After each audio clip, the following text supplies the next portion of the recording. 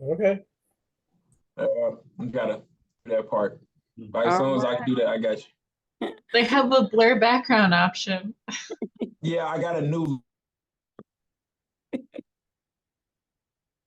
All right, it is now 1:05, and let us get started as our tradition. So our tradition is for all the new attendees, please say your name, your organization, your role at your organization, and what brings you to the meetings. And welcome to our task force meeting. All right, who's new? Raise your hand and I'll call on you. It looks like Leaf raised her hand. I see it. All right, Ella. I'm kind of new. I've been to one before, like a couple months ago. But I work at the Next Generation Wellness Network at PHIMC. We do substance use education for organizations. So I'm here basically just to see what other people are up to. We create a bunch of resources though for organizations, so feel free to reach out. We create curriculum with a bunch of different partners that's evidence-based information for youth on how to like navigate substances and preventative substance use education. Thank you. I also wanted to come here because I know that y'all are planning an event on the 31st. And so I was just interested in either like attending or tabling or just more information on that. All right, welcome. Please drop your name and information in the chat. And our event will be on the 30th, so you know. All right, that Friday. All right. So who else is new to the meeting? I think Mark from Loretto Hospital was here. He was reaching out. Mark.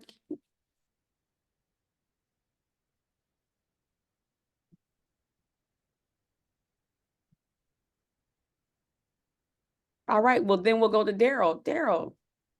Good morning, good afternoon, everybody. My name is Daryl Pierce. I'm the program manager for the cause for Black Men United. I was born and raised in the west side of Chicago. I could probably know a lot of these faces here.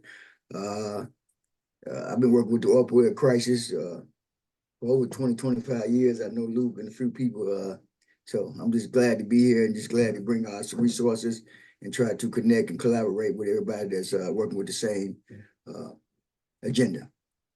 Welcome, Daryl. We're so excited to have your organization on board, and we're looking forward to working with you. Yes. Who else? New to the meeting. All right. I actually know Daryl. We used to call him Blue when I worked at Ready. What's up? I'm Dr. Blackwell, Chief Operating Officer, Bobby Wright Comprehensive Behavioral Health Center.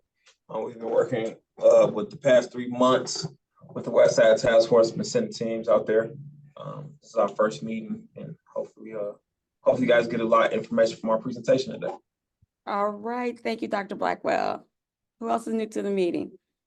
I'm new as well. I'm sorry I can't find the hand. I'm Kiana Sims. I am a case manager with CORES. I work with Daryl Pierce, and I am also here for the same reason. I will be at the event on the 30th. And I'm here for the same reason, to collaborate and be good to the community.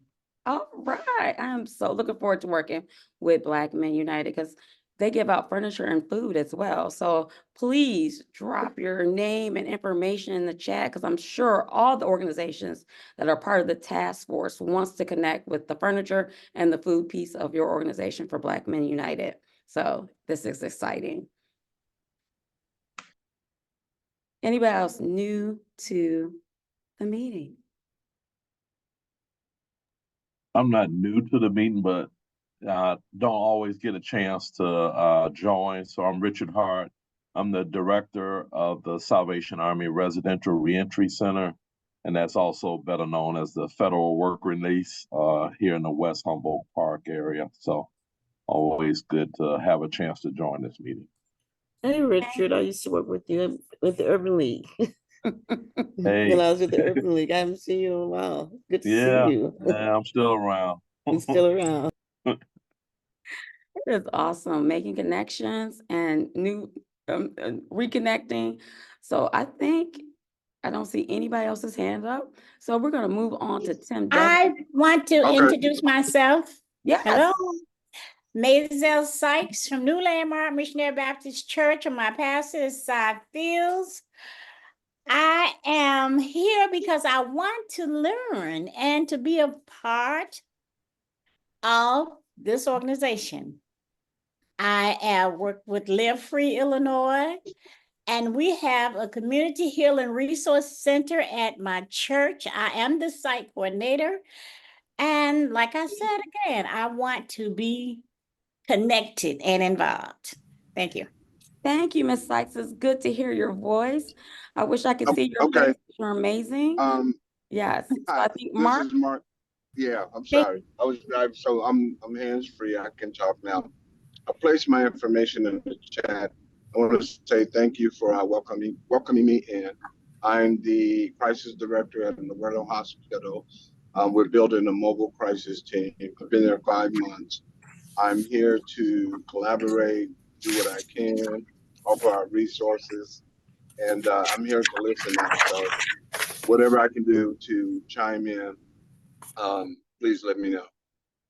this is amazing. Love that Loretto is back online with your resources. I actually just saw your CEO yesterday, and she's geared up, geeked up, and excited to do the work. So Yeah, as we connect, great. you And guys maybe are that's why I'm here. I did get a message from her to say, hey, Mark, you may want to attend this meeting. So I'm being obedient. And I'm a licensed clinical social worker by trade. So that's what I am. So, all right. I'm so excited. all right. Me Very too. good. Thank you. Anybody else new to the meeting? All right, I do not see anybody else, so we're going to move on to Tim Devitt. He's going to give us an update on the housing work group. Hi, thank you, Fanya, and hello, everyone. I have the opportunity to help run the housing work group. It's one of the subgroups of the Westside Heroin Opioid Task Force. I share that with Margarita Gonzalez from a Safe Haven Foundation. And at the last meeting we had, which was on August 5th, we spent a lot of time talking about this funding program called Housing is Recovery. And it was a great opportunity for us for those who are part of this grant to share information about it. I'm posting in the chat right now a link to all of the providers that offer this grant. And for y'all to see. We're going to spend some time these next couple months. Some of the members of the work group are attending a state meeting with IDHS, I believe, where they're going to learn a little bit, or they're already receiving this money, but they're going to talk a little bit more about eligibility.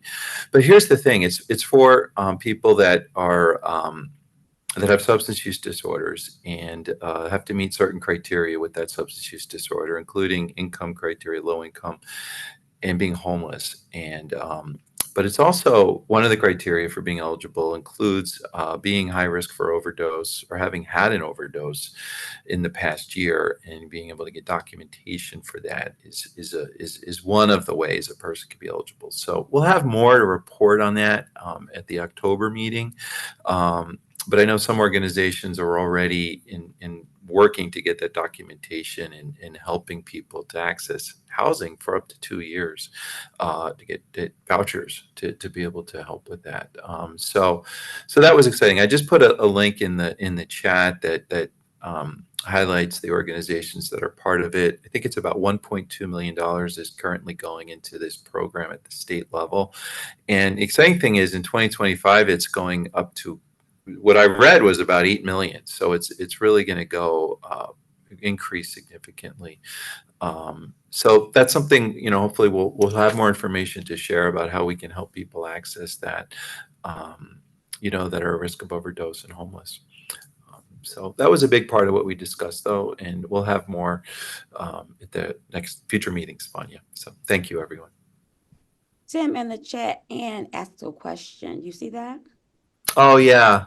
They will house people and said they will house people, I'm getting, with mental health issues and or OUD. Yeah. So it's also for, thank you, Ann. I recognize it's also for people with severe mental illness who are at risk of institutionalization. So I think that's also one of the groups, but it's it could be both or it could be or. Yeah. Yeah. But if it has to be OUD.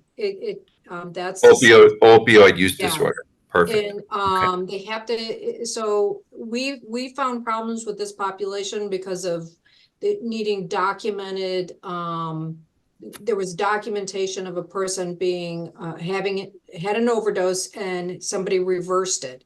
And so we actually found the acceptable way of, we've had instances of family members writing a letter and saying they reversed an overdose for the person, and we had the letter notarized. So, yeah, so it's cool.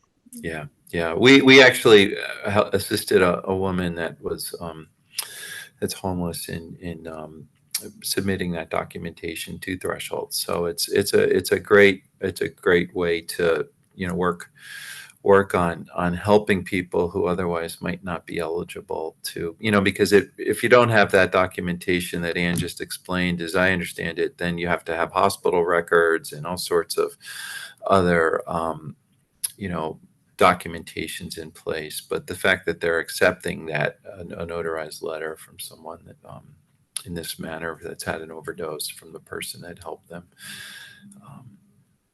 it's just, we're trying to lower barriers and help people access care. So thank you, Ann and Thresholds, for that. Does anybody have any other questions for Tim?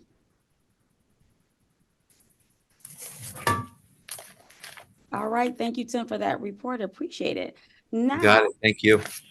Now we have Bobby Wright. They're going to do a presentation about all the services they're going to be offering and their vision of what they would like to do for the West Side community. Great. Good afternoon, everybody. Glad to be here.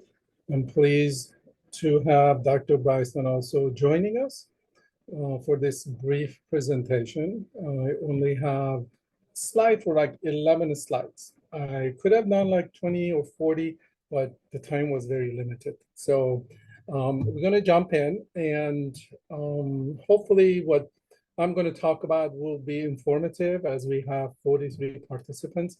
And if you have any question, please ask.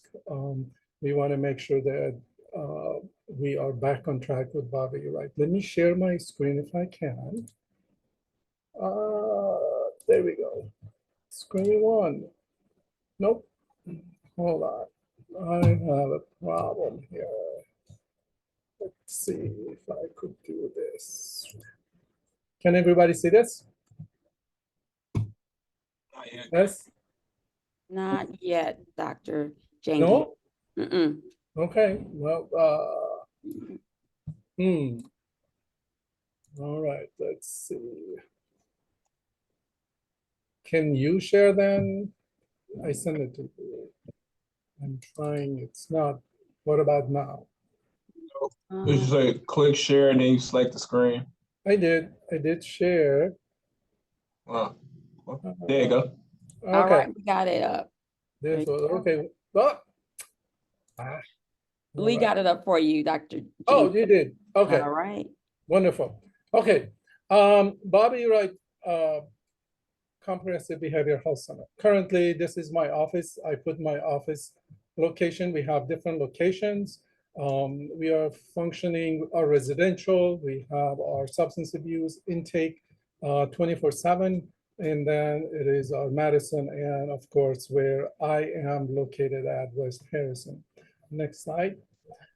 Just introduction. I am Dr. Jangi. I'm the CEO, president of Bobby Wright. I'm walking in my 6 month being here. I'm really new. And I think for the next 6 months, I'm going to keep saying the same thing until I have 1 year under my belt. And I said, okay, I feel comfortable now. I could actually say I've been here for about a year. And Dr. Brison, who introduced himself and you met earlier, he's my chief operation officer, and he's been here.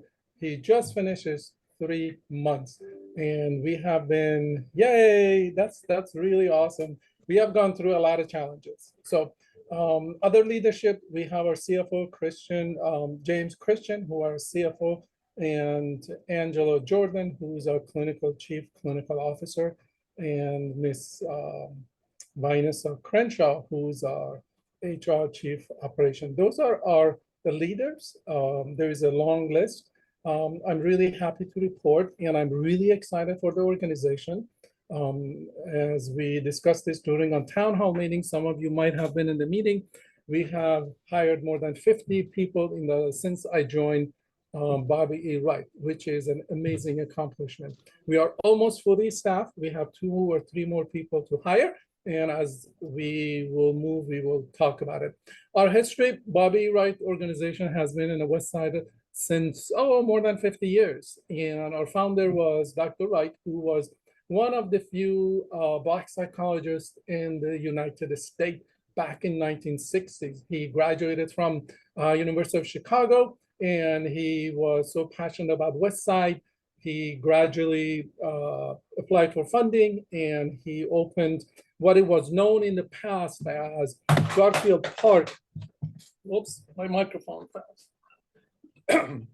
Garfield Park Behavioral Health Center. And after he passed in 70s, they kind of changed the name to honor him, and we became Bobby E. Wright. And the building that you see is 9 South Kedzie. It was housed for a long time, and about 5-6 years ago, there were some issues with the building and different administration. They decided to move from 9 South Kedzie, and we have 4 different locations. And since that is not financially feasible and it's not good for clients, we are trying. We have located a new place. We are going to provide all the services from one location again, like it was in 9 South Kedzie. So next slide, please. Our mission, improve quality of life, provide the highest quality of mental health, substance abuse, and developmental disability services. We are very good at cultural competence services that we provide. And my vision is we want to be rated #1 provider in substance abuse and mental health services in the city of Chicago, not just West Side, city of Chicago. That is really tall order. And we are really talking about social determinant of health. We are not just going to address only substance abuse or mental health. We are going to address everything under the sun. That really relates to social determinant of health. Because if you have, as all of you know, most of you and all of you have been in this field for a long time, behavioral health or mental health just doesn't happen because it does happen.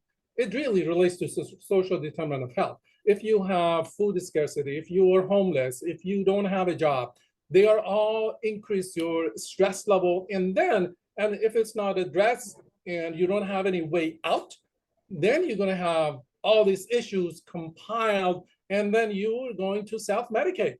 And we know substance abuse is not a choice. It's a medication self-medication that people do to reduce some of the anxiety, anger, frustration, and everything else that under the sun. Next slide. So our values, we respect the dignity and right of individuals. We to exercise the freedom. I believe everybody has the right to choose what they want to do. We are not going to dictate that. It's really client driven. Early intervention and prevention of emotional behavior problems in children and adolescents is a critical factor. As we talked with Pastor Berry last week, I don't want to sit back and wait until we provide prevention or intervention. I'd rather do prevention. We are planning to go to schools in the next few months, as we would like to get grants to do S.O.S assessment. We want to go to schools. We really want to go down to even elementary school to address some of these issues, so kids get to learn not to stigmatize behavioral health or substance abuse. So we want to start really, really early. We really believe in that. The perspective and belief of our members are really important. We ask them, how do you want the treatment to go? What do you want to do? And our members have the ability to change and will achieve optimal functioning when they are involved with us. They really, I'm the one that really do not believe in creating dependency. And I think the old way of social work and mental health psychologists, psychiatrists, they believe in creating dependency, because the more you need them, longevity they have as far as having jobs. I don't believe in that. If I can help you get better, move away, you're going to remember me for the rest of your life. And once in a while, you're going to check back, say, hey, this is what I'm doing. Our vision continues. Go ahead. We want to be leader in addressing mental health needs in the community. We really, you're going to see us in the next few years. We're going to take that torch and we're going to lead West Side. Our service delivery is flexible and meet our members where they are. Services will be accessible as long as you're living within the community, and we are planning to go outside the community as well. Bobby, right, we work on evidence-based, culturally competent programs. As I heard, young lady wants to learn and says they do advertise and they want to understand that they do evidence-based curriculums, which is by my heart. We do all of that. We just don't do things willy-nilly. It's evidence-based. Services are delivered efficiently and effectively in different locations right now. But once we move in one location, we will have transportation to bring our members or community members to where all the services are provided. On our service delivery is really being informed by the members. They need to tell us what works and what doesn't work. Even though we all have degrees, we all have educations, we all have that certificate, we all have that license, but I don't feel I'm the master of people's lives. They are. They need to tell us how to recover. They need to tell us what works and what doesn't work, so we could assist them to improve where they are and hopefully achieve their goals and quality of life. Next. This is some of our programs. It's not comprehensive. These are some of the things I just remember on top of my head. We do intake, we have residential, we have currently 16 members that we serve. We have we could use up to 32 individuals in our residential services for both substance abuse and mental health. 2 of our residents, we also have a small grant for NGRI, not for reason of insanity. The state of Illinois we have a contract. We have 2 residents that we provide until they serve their time and until the court decides they are no harm to the society, they get released, then we get more members. We have crisis stabilization team, mobile crisis team. We just reactivated that. We have 24/7 crisis calls. We are fully staffed. It was doormat for a while because of the transition. We are 24/7 now. We have case coordinated program, adult outpatient, and you could read. And we have here on Harrison psychosocial rehab as well. Next. And this is a new day for us. And we had an event in front of the, what is this? Harrison? There was a city event and the mayor was here and we jumped and we kind of gave him for about 5 minutes an earful of we need services in the West Side. We need mental health services in the city of Chicago. And the fact that they're working on opening mental health community service centers, it would be better to redirect some of the funds to us. We kind of talked about it. We bombarded him, Dr. Blackwell and myself, and he agreed. And hopefully, as he moves through his administration, we would be able to receive more funding from the city. So yesterday, today, and the last 6 months is really new days for Bobby Wright and the services we're providing. We are not doing the way things used to be. We are doing different things. We are innovative and we want to achieve higher goals. Next slide. These are some of our vision. We want to become research and publication center for the West Side. We are currently working with Rush to do some basic research and we publish. And eventually we want to become a research-oriented institution besides providing services. We love to increase our collaboration. Dr. Blackwell is really good with this. You like to collaborate with us, be our partner. You have our information, please let us know.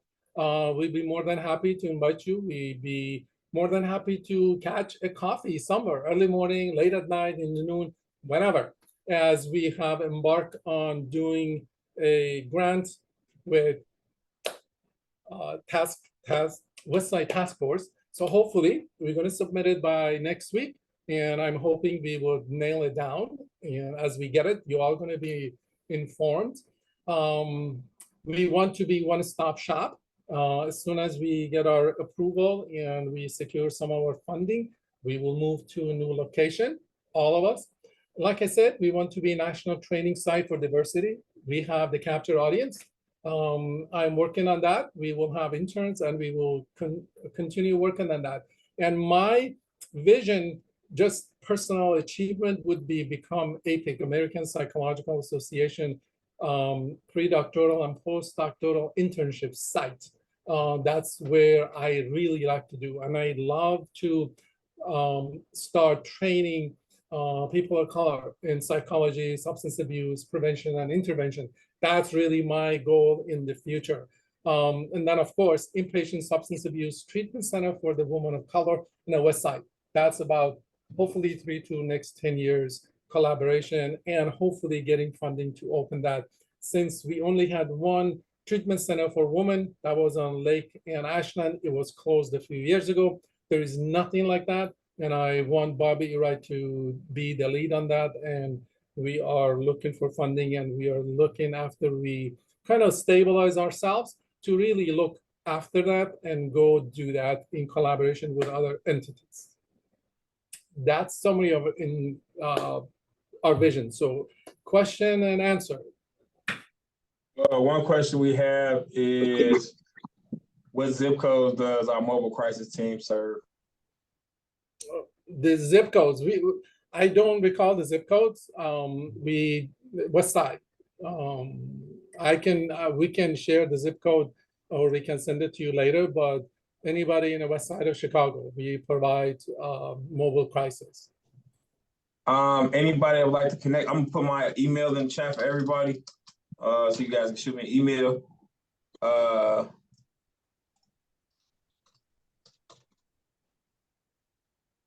How do you connect to collaboratives? Well, we are connected to collaborative bridges. As you may know, collaborative bridges have been made many years ago, part of Florida Hospital, Humboldt Park, and the other hospital. I always skip that hospital. Sinai? Actually worked there a long time ago. And then we have C4, us, and habilitative services. So that's part of collaborative. We are also part of Collaborative West. We have Wellness West. We do collaborative. So if you want more information, we'll be more than happy to provide that. And if you want to collaborate with us, we will execute MOUs. We will meet. We would love you to come and see our facilities first, to get familiar with us, get to know our staff. I think face-to-face is great. So you could see yourself where we are, what we do, so you feel comfortable to sign that MOU so we could start working together, referring. And I love warm handout referrals versus giving people a piece of paper and say, bye. We don't do that. We want a warm handout.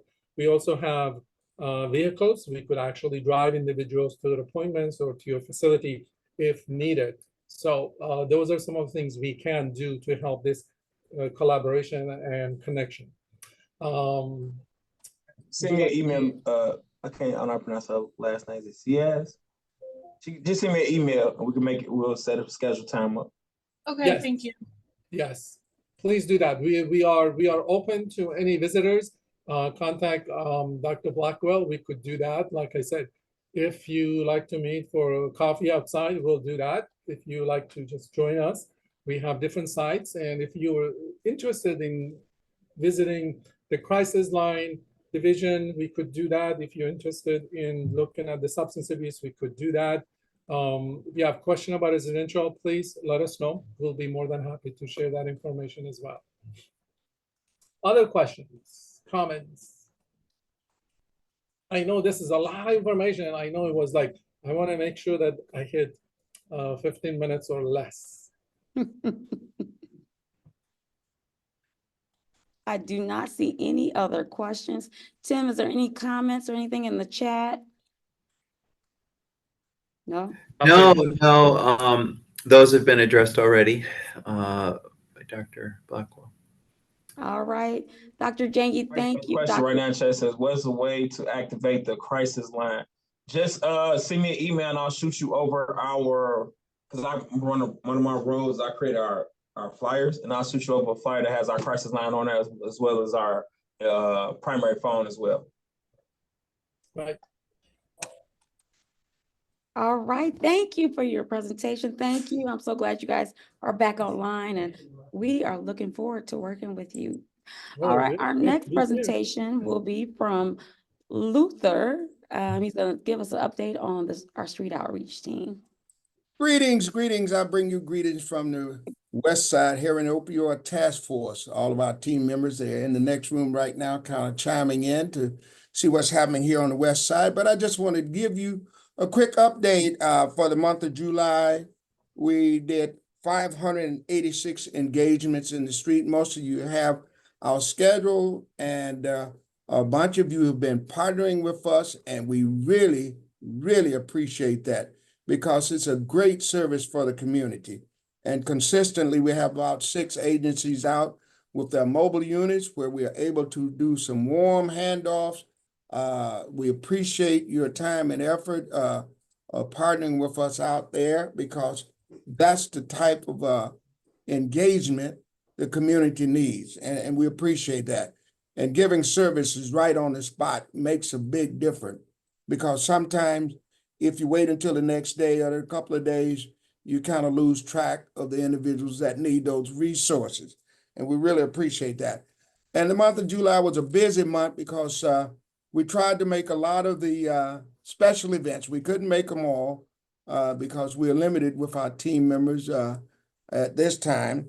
We did over 5 group training at senior homes in the month of July. We had a lot of requests to do trainings at senior homes. There are a lot of issues taking place there. So we're working with them to see if we can better find a way to maybe get some of their people trained so they will have individuals and resources right on hand with these seniors at these senior buildings. Also, as far as the Narcan, we distributed on the street over 1,172 units of Narcan in the month of July. And again, we appreciate all of the assistance and the collaboration from the other agencies. I won't take much time, but I'd like to say, for those of you, if you're interested in coming out with us, please give us a call or a text so we can partner you with some of our outreach workers, because we like to do it where we don't have too many people in one spot and kind of scare some of our clients away that we need for engagement. But again, my information is in the chat. If you're looking for group trainings, or if you're looking for a special event for us to do a presentation or tabling, please contact me for that. My information is in the chat, and you can email me or text me or call me. If you're going to call, make it between 7 in the morning and 11 at night, and I will answer. Thank you for your participation with the outreach team. Thank you, Lou. Appreciate that. Anybody have any questions for Luther? Hey, Fanya, don't we kind of split those hours between us?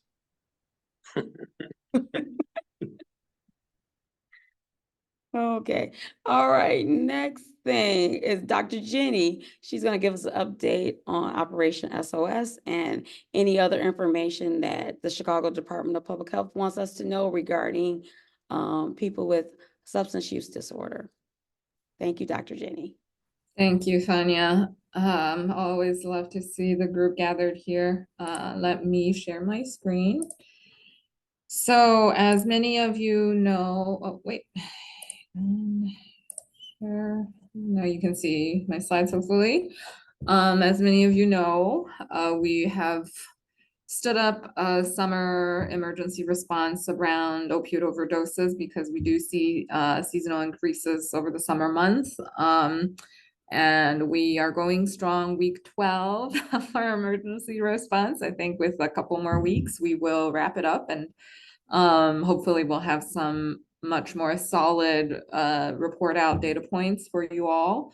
But until then, I do want to give a snapshot update of what we're seeing in the data. So, you know, some of you who've sat in on our sit reps in the past know that we are looking at data week to week. So week to week, we are from the week of 8/12 to 8/18. So the previous week, we were up compared to the week prior to that. Citywide, more significantly up on the west side with 65 opioid-related EMS responses compared to only 44 the week prior. I wouldn't put too much credence in the opioid-related overdose fatalities because this data is very, very provisional. But I do want to put this in the greater grander scheme of things in looking at opioid-related EMS responses citywide across the past 3 years. And you can see every single month thus far this year, we've been quite a bit lower than in the prior 2 years. So this is a very, you know, just visually obvious trend of decline in the number of EMS responses. And if you look at the number in total, there were a little bit over 6,000 in 2023, over 6,500 in 2022, and this year we're a little bit over 5,000 at this point in the year, being the end of July, right? So we don't have August data quite yet to make these comparisons, but we are cautiously optimistic that this is a trend showing a downturn in the number of opioid-related EMS responses and overdoses in general. On the west side, I do want to note that this trend is not as pronounced as the rest of the city. So by the end of July in 2023, we had over 2,500, almost 2,600 EMS responses for an opioid overdose. At this point of this year, it's around 2,200. So still down, not by as significant an amount for citywide. All right.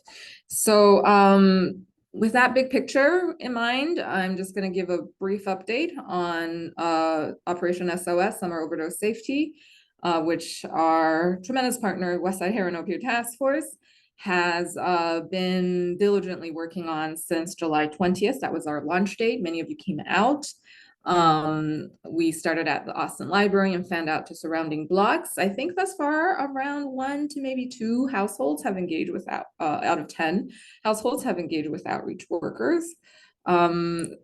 We have a map that shows our priority areas, right, to go off of. We started out with priority blocks, and those are still very much in play, but this just kind of summarizes how we are slicing and dicing the data to understand where outreach workers may need to spend more time and do a little bit of a deep dive with the folks in the neighborhood in these sort of deeper purple areas. So basically, this is a map that our amazing GIS manager, Livia Verklimikanis, which I'm sure many of you are familiar with, has created, that shows overlay of both census tracts. This is Austin, a map of Austin, if you're not aware. So an overlay of the number of population and the number of overdoses.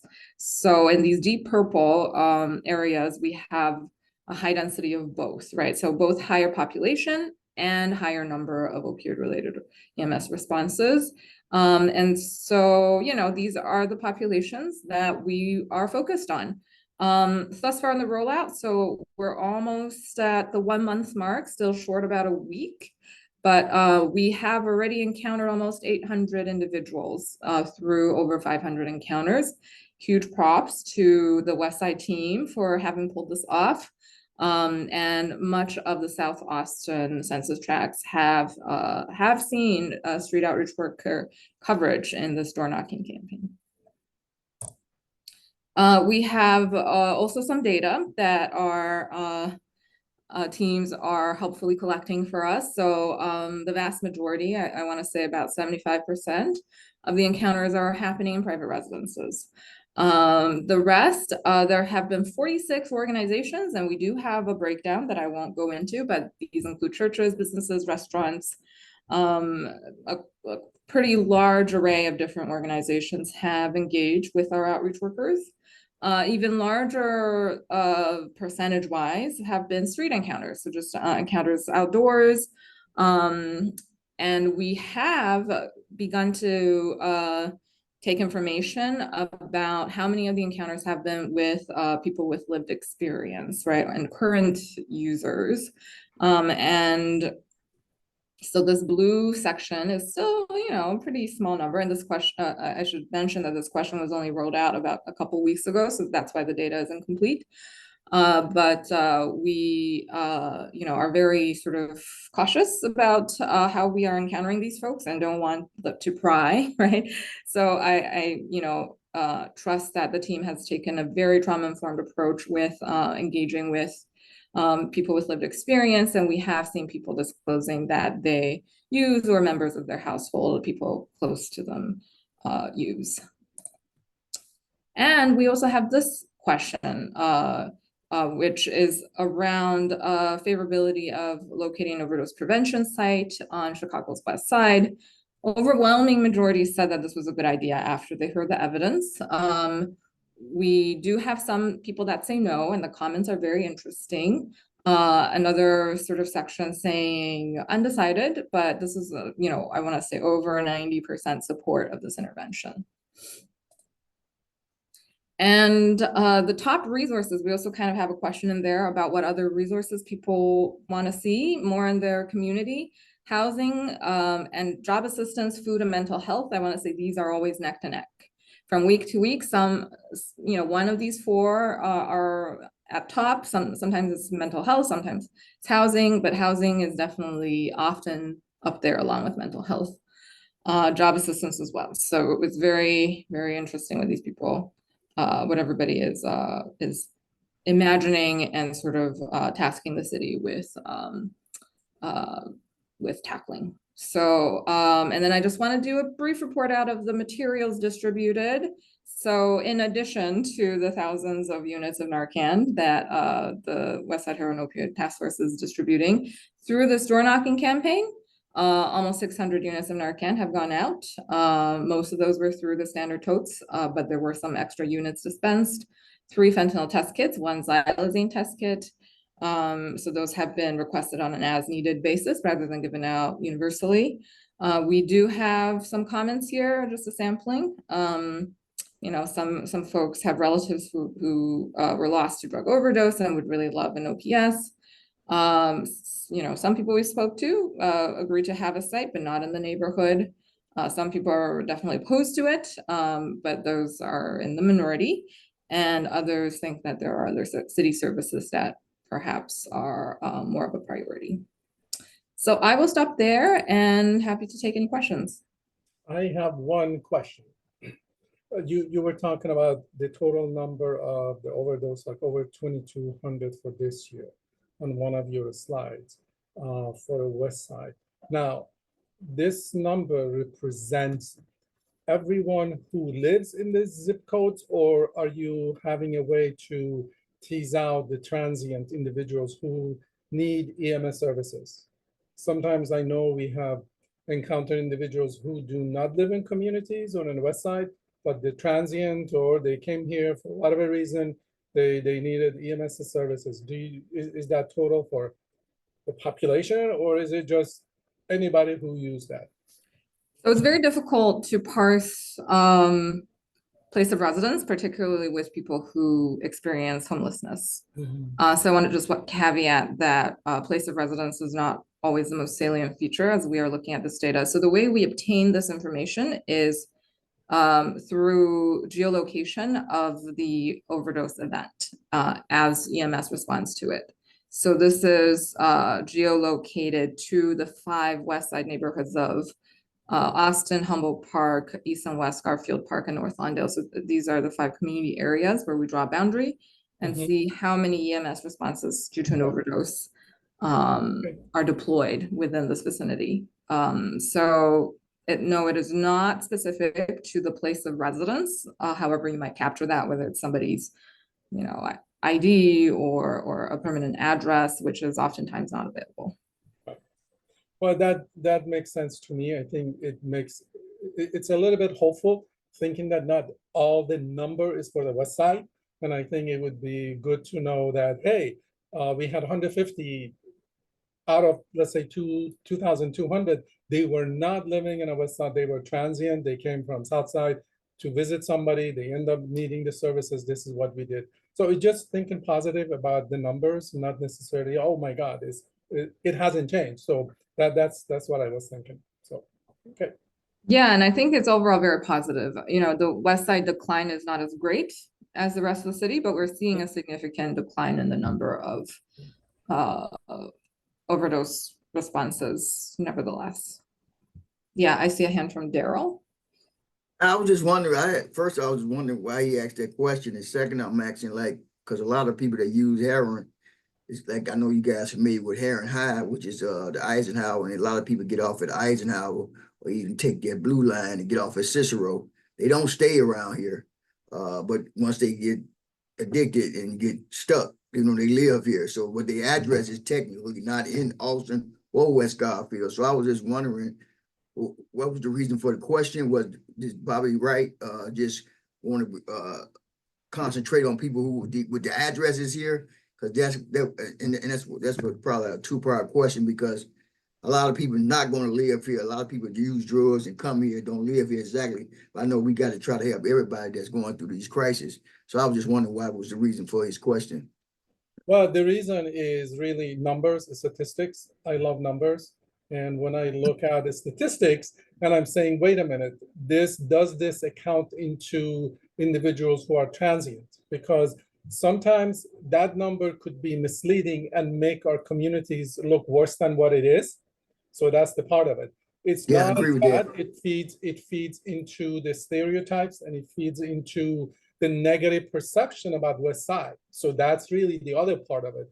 Yeah, the numbers speak loudly. There are EMS calls, that's 2,200, but not all of them reside, because we know when there isn't drug use, people travel, they get it, and if they overdose, we're gonna be holding the bucket basically and saying, Yes, sir. hey, right? That's Yes, really sir. why. Yeah, that's really why I wanted to clarify it and make sure that we are sensitive to that, because West Side is not as bad, and people see the numbers and say, oh my God, look.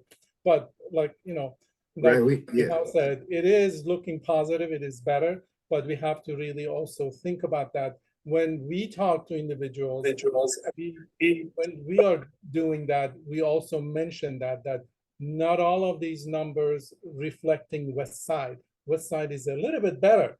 There are issues, but we have to look at the data separately. That's why.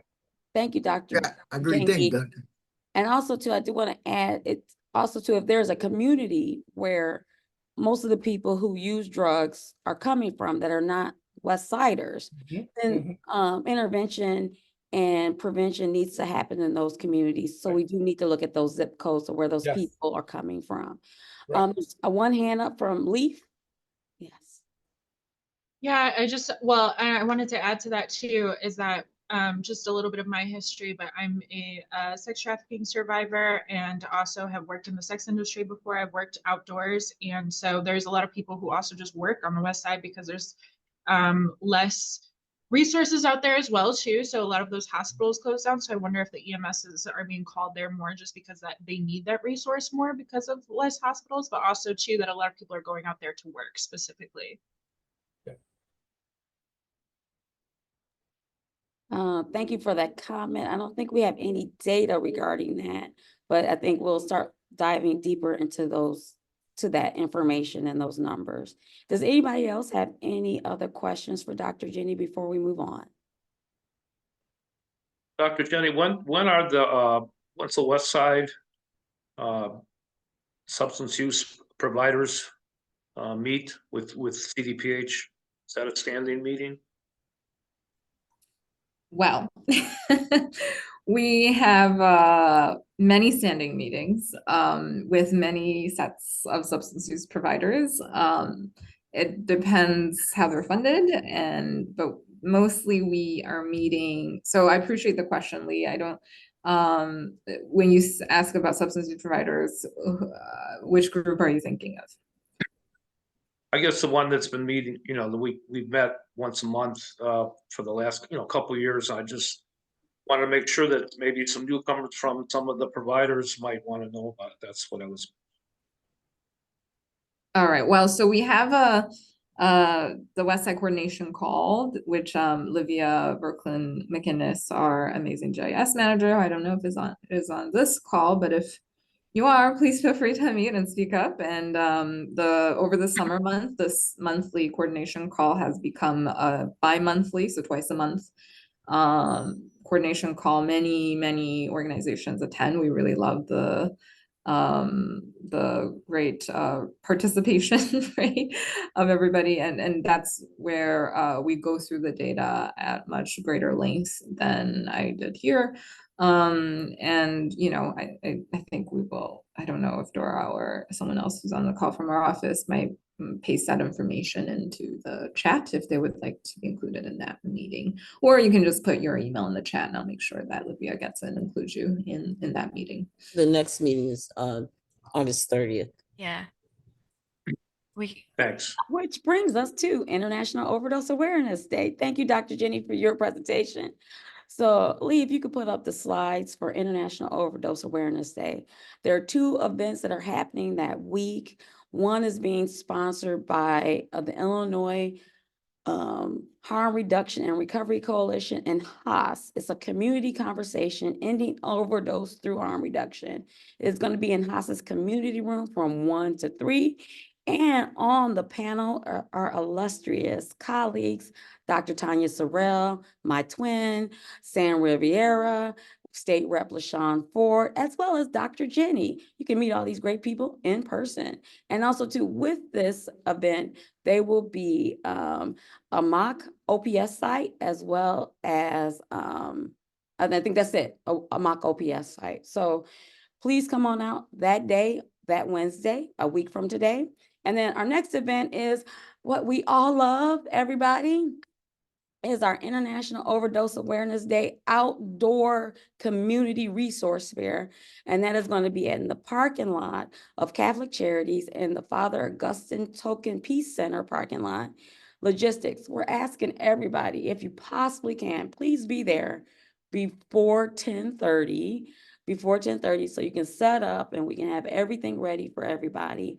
It is a parking lot. We're not on a grassy knoll. So please bring tents because it's a black parking lot. And if it's hot that day, that heat is going to rise up. So please bring tents, table, chairs for yourselves, water. We also are giving away food and clothes. So if you have any gently used clothes that you want to give away, please bring it that day, clothes and shoes, anything that you might believe people could need, such as hygiene kits and care. Please bring that stuff as well. Your extra pamphlets for that day. Everybody has been so amazing dropping off pamphlets here for the Operation S.O.S. So if you have any extra pamphlets that day, you don't have to bring them back to your office. Leave that stuff with us and we will make sure it gets in those leave behind bags. So bring your extra pamphlets that day, share it, and then whatever's left over, give it to us and we will make sure it gets into the bag. Those resources gets into the bag because we want our community to know about your resources. Also, too, exciting, if you don't want to take a shower that day, hey, we're going to have a shower unit out there, a mobile shower unit, as well as the mock OPS site. So it's going to be a fun day. We're going to have drum circles. Somebody volunteered to do yoga, which I need to reach back out because it's our 5th annual one. And that is the logistics for the Overdose Awareness Day. Does anybody have any questions regarding that? You just kind of took my idea because we are doing a for recovery month at lunch. You'll be getting the details about this. It's gonna be our first event for recovery month. You'll be getting details about it. It'll be at our Harrison location. Is it on the same day or is that something else? No, it's September, but you kind of took the idea. You said yoga, so I'll make sure I get. So we're finished touches on it today, so I'll send everybody an invite once I There's finish. never enough yoga in the world. You know what I'm saying? All right. Anybody else have any other announcements? Members, anything coming up? Overdose. I know we continually look for that national rally. National Rally for Recovery is happening at UIC with our organizations, the Chicago Recovery Alliance. So that's going to be great. So anybody else before I let you go? Because it's exactly 2:00. It's Pepper from C4. We're having the Recovery Fest on the 6th of September, 3 to 7 in Humboldt Park. You all are welcome, and pass word. If you haven't gotten a flyer, just hit me up on email and I'll get it back to you. Hope you all have a good one, and I'll see you all soon.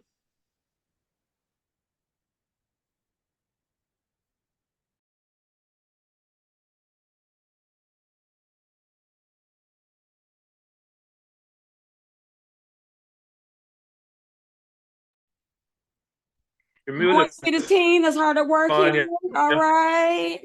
All right. Oh. All right. I'm gonna Thanks, let y'all everyone. go. Oh, is that Dora? Dora, hold up. We have I a- included a fur. Oh, I was just gonna, oh no, one second. I just hi, I'm Dora Corey from CDPH. I just added the next West Side coordination call link into the chat. So for anyone that wants to join in 2 weeks. Thank you. Thank you. Be blessed. See everybody. Don't forget. All right, everybody have a All nice right. day. Oh, if you need Wednesday, everybody. clarification. Bye-bye. Bye.